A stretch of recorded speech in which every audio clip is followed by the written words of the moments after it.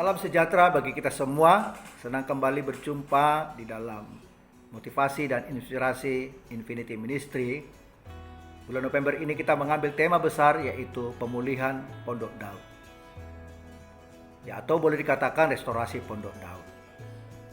Tujuannya adalah berbicara tentang kehendak dan rencana Tuhan untuk memulihkan bangsa Israel melalui doa, pujian, dan penyembahan.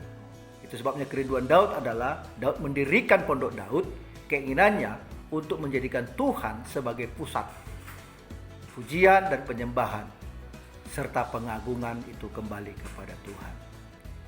Nah, sebelum kita bicara tentang pemulihan Pondok Daud, mari kita dasari firman Tuhan di dalam Amos pasal 9 ayat yang ke-11. Dikatakan firman Tuhan, pada hari itu aku akan mendirikan kembali Pondok Daud yang telah roboh. Aku akan menutup pecahan dindingnya dan aku akan mendirikan kembali reruntuhannya. Aku akan membangunnya kembali seperti di zaman dahulu kala. Nah, kitab Amos ini berbicara tentang bagaimana Tuhan ingin memulihkan bangsa Israel. Ya. Ada 3 tahapan pemulihan Pondok Daud yang akan kita bicarakan dalam kesempatan ini. Yang pertama adalah pemulihan bangsa Israel. Nah, Tuhan izinkan pernah terjadi pembuangan kepada bangsa ini oleh karena kedekilan mereka, kejahatan mereka, dan ketidaktaatan mereka. Sehingga Tuhan izinkan mereka ditaklukkan oleh bangsa-bangsa dan kehidupan mereka dirobohkan dan diruntuhkan. Nah, tetapi Tuhan tidak pernah berhenti sampai di situ. Tuhan berjanji melalui kitab Amos ingin membangun reruntuhan yang telah roboh itu dan menutupinya pecahan-pecahan dindingnya. Tujuannya adalah ingin mengembalikan posisi bangsa Israel kembali seperti bangsa pilihan Allah pada semulanya. Ada 4 tahapan terjadi di dalam pemulihan Pondok Daud yang terjadi di dalam bangsa Israel. Yang pertama adalah pada waktu mereka pembuangan, Tuhan izinkan Zerubabel untuk memimpin pemulangan bangsa Israel kembali ke negerinya. Yang kedua melalui Ezra. Yang ketiga adalah melalui Esther. Dan yang terakhir melalui kitab Nabi Nehemia.